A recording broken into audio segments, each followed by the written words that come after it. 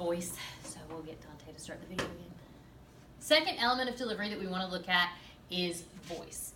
And there are several things that you need to know about using your voice. But the first and most important thing is volume. So we don't want to be so loud that Atia wants to run out of the room because you're screaming at her. And we also don't want to be so quiet that Rebecca and Lindsay can't hear you. So one of my classes shared with me at one point this, so I will share it with you because it's kind of cute.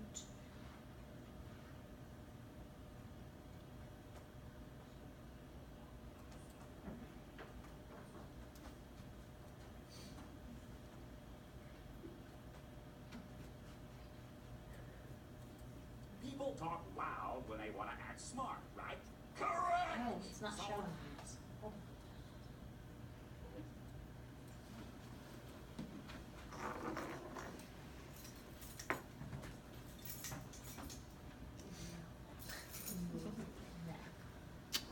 Ready? It's Maris. People talk loud when they want to act smart, right? Correct! So if we play loud, people might think we're good. Everybody ready? And a 1, and a 2, and a 1, 2, 3, 4. I think it's really loud. Oh my God. So the idea there in the SpongeBob cartoon is the louder you are, the more right you are, and you're probably thinking, well, that's not really true. Well, think about the last argument you had. If somebody was disagreeing with you and telling you were wrong, what usually happens is we escalate the volume of our voice to be more right. And really, the volume of your voice has nothing to do with whether you're right or wrong. But it is one of those instincts that we have. You are not more right or more credible the louder you speak.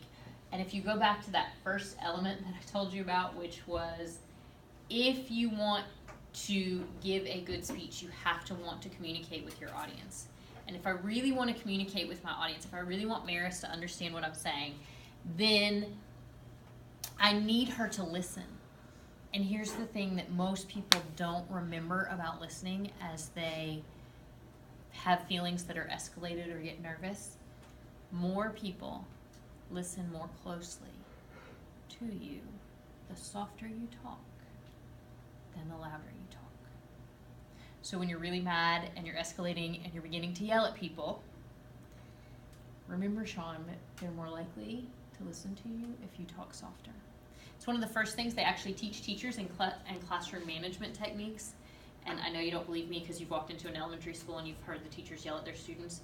The students are going to pay more attention to a whisper than they are to yelling. So remember that the volume of your voice communicates. So how loud or soft you speak is going to make a difference for your audience. If you're really excited, you might talk louder. If it's a really somber moment, you might talk softer. So volume does make a difference in your delivery. Articulation. This is probably most people's least favorite one, but it is the one that can make the most difference in how people perceive you.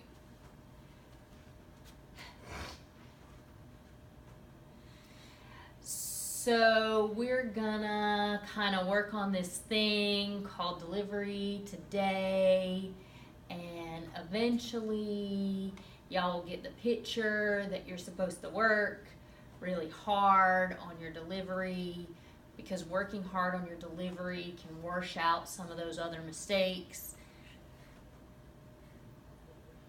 Most of us make determinations about people's level of intelligence based on their articulation.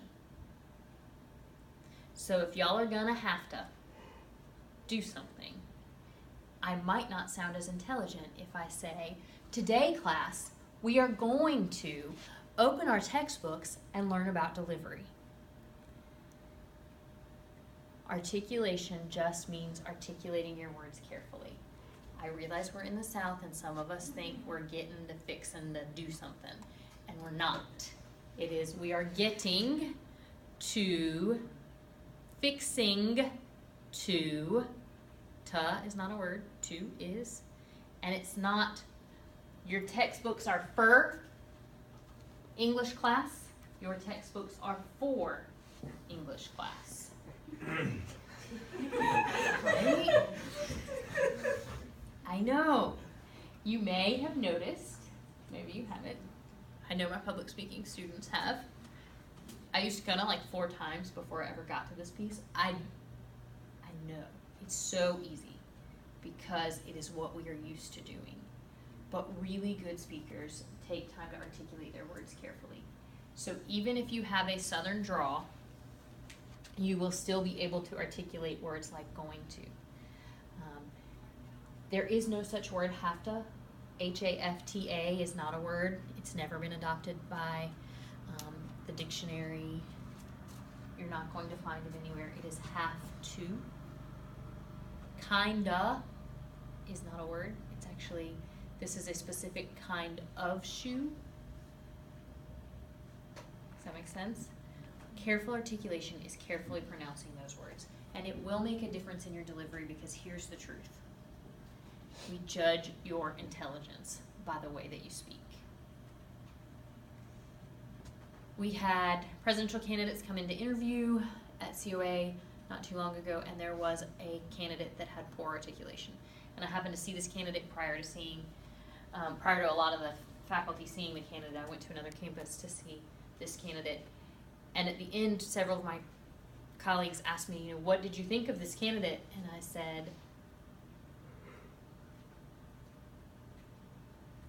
this candidate needs to work on their articulation. It's bad, and I don't know how I feel about this person representing. See, wait, it's not the candidate that was finally chosen, just so you know. And all of my colleagues were like, oh, she's the speech teacher. She's just fussy. Yet, when they went to see that candidate, I got like 10 text messages. Oh, you are so right. Oh, no. We judge and determine whether or not we think you're intelligent by the way you articulate. And anyone can articulate well. It just means slowing down. I'm not asking you to change. I realize that you're from the South and you may be fixing to do something. You can still say that, but you gotta enunciate your G's. That's the articulation piece. It's not you want to, it's do you want to? It's articulating every word. Does that make sense? Vary your tone. So your tone is the pitch of your voice, and if I'm talking about my 4-year-old daughter, I might talk like this because she has a really high-pitched voice. But if I'm talking about my mean, gruff, old father, I might make a really low tone because that's the tone in which he would speak. So varying your rate and tone can indicate to your audience's difference in people, but it can also indicate to your audience differences in emotions. High-pitched tones tend to sound more excited and happy. Low-pitched tones tend to sound more somber and sad. Varying your rate. So you want to vary how fast or slow you speak. If you were talking about the really exciting ride at Busch Gardens, you're probably not going to tell me that there's a really exciting ride at Busch Gardens that you should get on. You're probably going to tell me about the Griffin and going to the top and hanging there and just waiting, and then all of a sudden it goes down really fast and it's past 90-degree angle and it's really crazy. Higher pitch tone and faster rate. But if you tell me that you watched the high-speed police chase involving O.J. Simpson driving a white Bronco down Santa Monica Boulevard for over 6 hours, you don't feel like there was a high-speed police chase, right? You'd much rather hear me talk about a high-speed police chase that's really high speed and they were going really fast and it was a white Bronco and it was going down Santa Monica Boulevard. But if I told you that way, it would be wrong because the O.J. Simpson police chase down Santa Monica Boulevard was 35 miles an hour for 6 hours. I know you guys are too young to remember that, but you can Google it. I was there. It was really not a high-speed police chase. It really did last for 6 hours, and really the news covered it for 6 hours. Every TV station. We watched the white Bronco move very slowly, surrounded by 100 police cars. It was great. I would have shot him. Avoid fillers. The fillers are the uhs, ums, like, those types of things that we do when we should really pause. So many times people use when they are unsure of a transition. So I would say plan your transitions and how you're going to move to the next subject And remember this, you are the person up here speaking. So I am not going to interrupt you, and neither are your classmates. We are not going to take the stage from Kiana right now if she's up here speaking. We're going to let her speak. So she doesn't need to fill that pause that would normally be a period with Because if you do that, Kiana, we're probably gonna begin to think that you might not know what you're talking about. Because the ums tend to indicate not that you are pausing purposefully, but that you're trying to fill space while you think of the next thing. But if instead of trying to fill that space, I just let the pause linger, it's as if that pause was meant to be. Very different feeling in your audience. So that's why you want to avoid those fillers. And the end result of using your voice is this. Most of you use your voice exactly like I've talked about when you are in a conversation with your best friend. You actually vary your rate and tone. You may not articulate as carefully, but if you're coming to see your professor to ask for an extension on something, you're usually really careful with your articulation. In other words, you do this in everyday conversation.